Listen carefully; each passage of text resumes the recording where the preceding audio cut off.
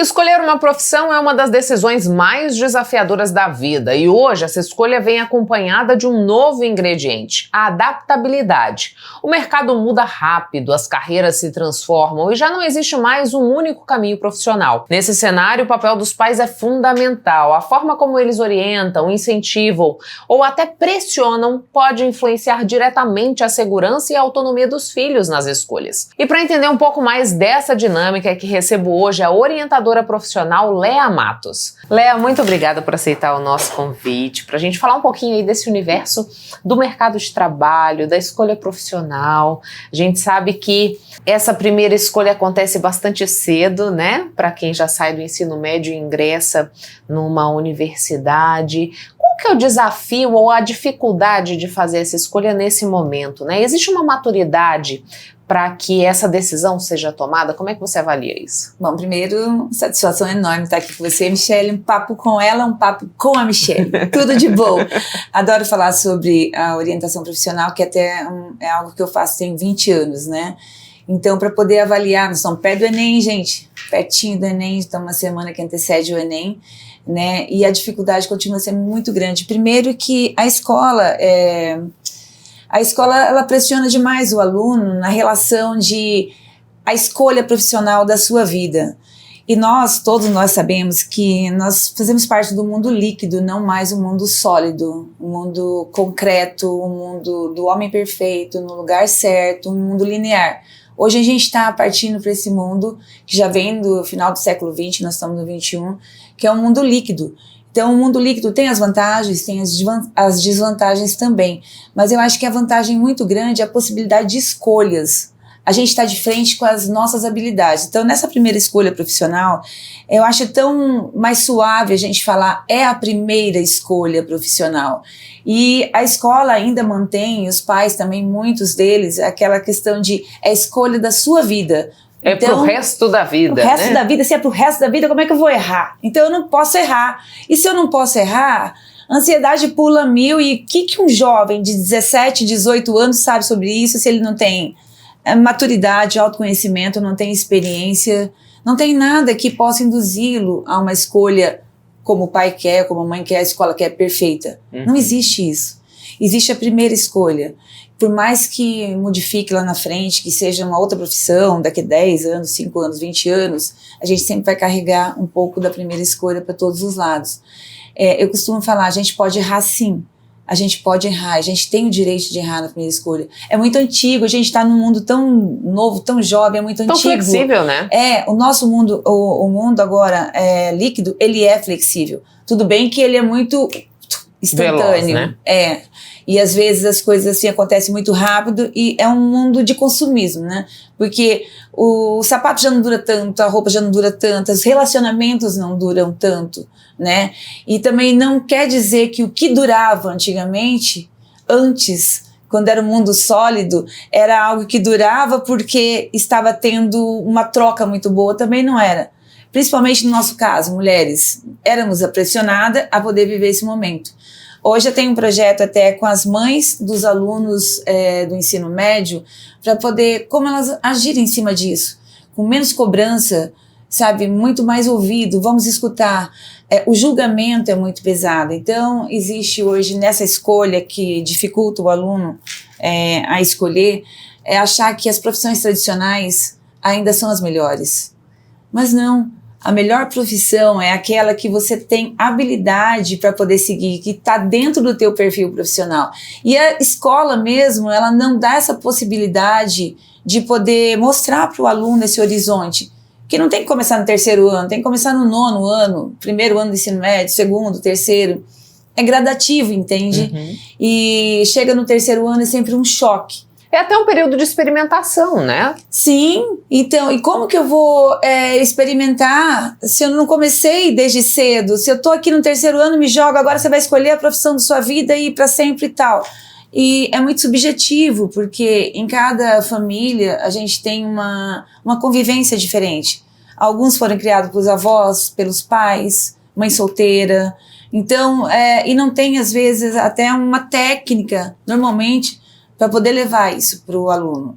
Isso que eu ia te perguntar, Léa, essa possibilidade de experimentar, de vivenciar, de ter essa leveza na escolha, cabe somente à escola ou a família também pode proporcionar esse tipo de experiência para ajudar ou auxiliar esse jovem no momento em que ele vai tomar essa decisão, né? A família pode fazer um papel que é diferenciador nesse processo? Sim, pode e deve, né? A gente também não deve passar toda essa responsabilidade para a escola, não, esquecendo a família, esquecendo a sociedade também. É tudo um todo, é multi, né? Então, a família tem que orientar, mas como foi minha família? Desde que eu nasci, que eu vivi, me deram atenção, não me deram, sempre estiveram presente ou não. Então, por isso que eu digo que é subjetivo. Mas isso tem que partir da família. Então, chegou perto do ensino médio, do primeiro ano, começar a conversar de forma gradativa. É pequena, sabe? O que você gosta, o que você não gosta. Por isso, esse projeto com as mães, para poder até levar essa orientação. Por que você gosta disso ou não? Fazer na família, existe tantas pessoas com tantas profissões lindas que não deram certo para um e para outros. E por que não são lindas profissões? Né? Porque não tem nada a ver com aquela pessoa. Então, não existe, eu costumo falar, não existe remédio forte, existe remédio que não está legal para você. Não existe profissão errada, existe aquela profissão que não é para mim. E se não é para mim, vai dar errado. Então, como que os pais têm que fazer isso aí? Obviamente, a gente precisa usar aquilo que é mais importante da nossa vida, que é o tempo, e dedicar aos filhos. Então, criar os filhos não significa só atingir aqui a adolescência, a infância, não. É para sempre. Então, nesse momento, é um momento de muita dor e muita angústia, porque dói neles. Eles não sabem o que fazer. E muitos pais até chegam e falam, não, escolhe o que você quiser, tá certo. Isso também dói, porque ele não sabe o que tá certo. Ele não sabe o que escolher. Nesse processo, estimular esse jovem ao autoconhecimento é uma medida que vai facilitar essa escolha, porque como você disse, né, não existe profissão errada. Existe a profissão que não conversa com aquilo que eu tenho como habilidade e competência. Exatamente. O processo da orientação profissional, ele se resume no autoconhecimento. É exatamente isso que você disse. Então, eu preciso me perguntar quem eu sou, do que eu gosto hoje e sempre. Porque se eu pergunto hoje, Michele, com 17 anos, quando eu tiver 27, vai ter uma mudança nessa trajetória de vida, sabe? O que eu gostava hoje, amanhã eu descubro outras coisas. Então, as habilidades, elas são sempre recicladas, descoberta a cada tempo que eu passo. Nossa, comecei a gostar de pilotar um kart. Você nunca gostou nem de andar de carro, tudo bem, mas eu comecei. Por quê? Comecei a ver estudos sobre isso e me interessou. E a gente tem a possibilidade de mudar. Esse autoconhecimento dentro de casa, que nem eu falo, os pais podem ajudar sim. O que você quer, o que você gosta, o que você não gosta. E a observação de ver teu filho, desde uma comida que ele pede, desde uma roupa que ele escolhe, um programa que ele vê, tudo isso é muito válido. Então você já tem mais de meio caminho andado. A escola não, porque a escola não conhece seu filho como ele realmente é. Então vai ter que explorar de formas técnicas. Por isso que eu digo, um psicólogo, um orientador profissional dentro da escola, é o boom. Eu sempre faço as entrevistas quando pedem nas escolas, mas assim, são sempre pontuais. No final do ano, perto do Enem e tal. Que não é um processo, entendeu? É mais uma informação. E eu acho que a parte mais legal de tudo, quando a gente fala assim, você pode errar, não é sobre a escolha profissional, é sobre a sua primeira escolha na vida. Então a gente pode dizer, Léa, que é praticamente certeira que a transição de carreira em algum momento vai acontecer, nem que seja para uma nova colocação dentro daquilo mesmo que eu escolhi, né? Se eu trilho um caminho hoje dentro daquele rol de perspectivas que aquela profissão me oferece, posso daqui um período, com essas novas bagagens que eu vou acumulando, escolher traçar um outro caminho, por exemplo? Sim, eu começo até por mim mesma, né? Quando eu escolhi ser psicóloga aqui em Cuiabá, eu morava aqui, não tinha psicologia, né? Daí eu comecei num processo de 17 anos, muito nova, do que eu gosto, o que eu não gosto, e acabei fazendo administração, sou formada em administração pela Federal, mas é algo que eu gosto muito, de empreender, de tudo isso. Então sempre A psicóloga tem muito de administradora. Eu carrego para cá até quando eu faço uma orientação profissional. Comecei uma obra esses dias, vi que a obra estava atrasando, comecei a fazer design de interiores para poder ver o que eu conseguia fazer em cima dessa obra. Então, dá para fazer tudo isso? Dá. Quer dizer que todo mundo vai mudar de carreira um dia? Não. Claro que não. Muitos vão, muitos não. Mais irão mudar do que os que não vão mudar. E como que eu vou descobrir isso? Existem momentos da vida da gente que sempre vai dar uns start. Mas assim, eu costumo dizer que qualquer dificuldade que a gente tenha, seja na profissão, seja num relacionamento, a primeira dificuldade não é motivo de mudança de nada. A gente sempre tem que muito questionar o porquê. Porque às vezes as dificuldades que a gente tem leva a gente num processo de conhecimento muito grande. A gente só aprende e conhece dentro das dificuldades. Você tem que estar disposto a aprender também. E às vezes a dificuldade que você tem vai te levar pelo mesmo caminho, mas de uma forma mais suave, quando você passa por esse turbilhão de coisas. Agora, coloca no papel tudo aquilo que está acontecendo na minha vida. Se tiver muito mais pontos negativos do que positivos, óbvio que alguma coisa está errada. Óbvio que essa relação não está legal, eu preciso sair dela. Óbvio que essa profissão já não está mais legal, eu preciso sair dela.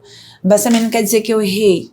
Né? Eu também costumo dizer que a gente acerta até o ponto X da hora da mudança. Isso é o legal da vida, o projeto de vida.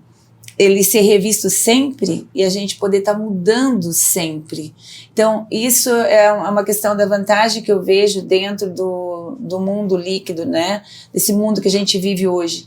Não é essa mudança tão rápida assim, mas é se possibilitar dentro das suas habilidades. Eu tenho certeza que você, Michele, tem várias habilidades que você fala assim, tem tanta coisa que eu gosto de fazer, e sempre arrumar um tempo, um movimento para poder, às vezes, fazer uma, duas coisas juntas.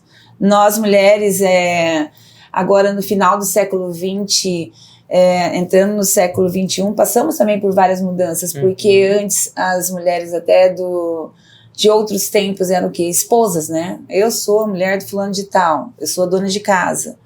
Então, quando veio, ainda bem, né, esse movimento rico dentro da nossa classe, dentro das mulheres, para as mulheres poderem expandir tudo isso e falar assim, gente, eu consigo, eu posso. E como a gente tem um tempo meio que limitado, em questão de maternidade, de tudo, a gente tem um tempo limitado até os 40, não que não possa ser depois, mas a gente vive... Mas o risco aumenta, né? A gente vive nessa pressão, né? E aí como fazer? Nossa, eu tenho habilidades softs, que são aquelas comportamentais, eu sou empática, eu sou resiliente, eu sei trabalhar em equipe, e isso a mulher tem muito, e isso é muito exigido hoje dentro do mercado de trabalho. Muito mais do que as hards, que são as habilidades técnicas, né? Então eu preciso fazer um curso de, não sei, do que seja, de...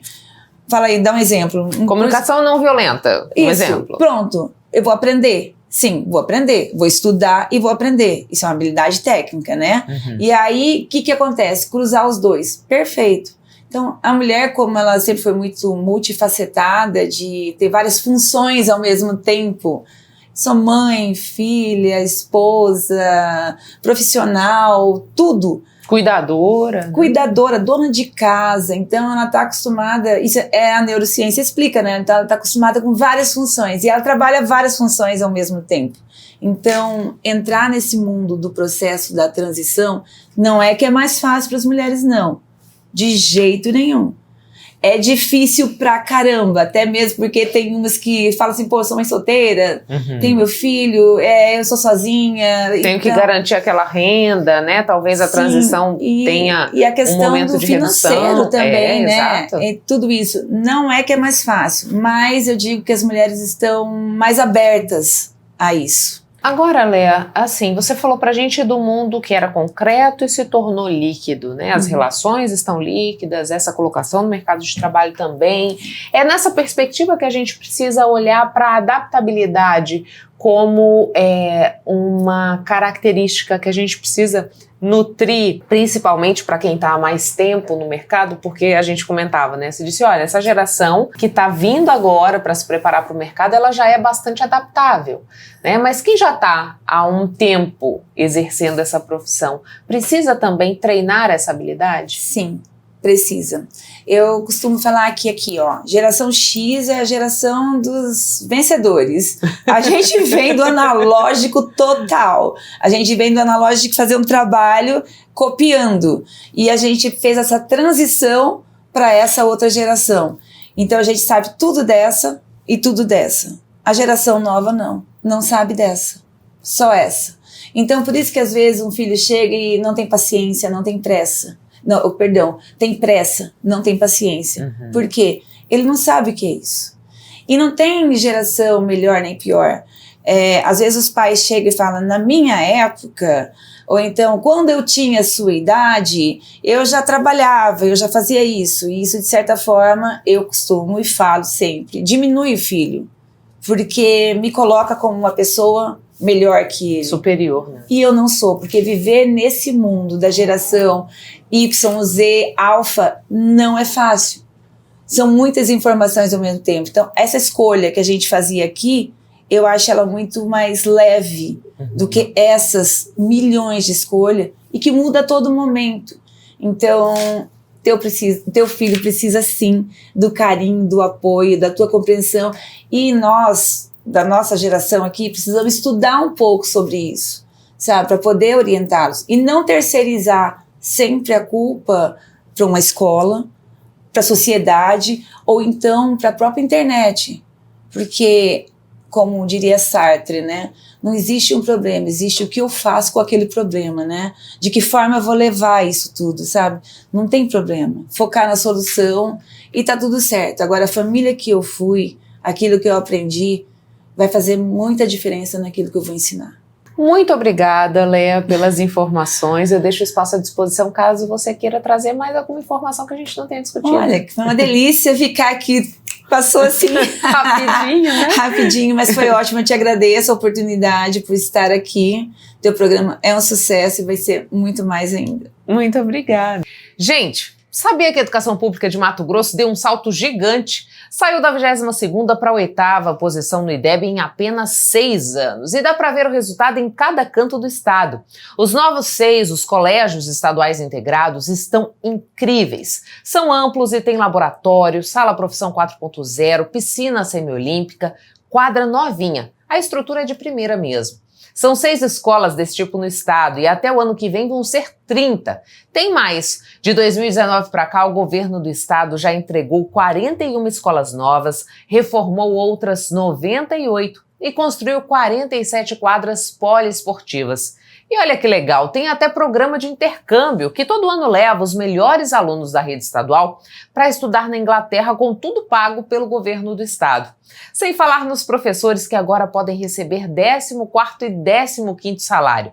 Realmente, gente, está muito melhor estudar em Mato Grosso. Esse é um recado do governo de Mato Grosso. O papo faz uma pausa, mas volta já já.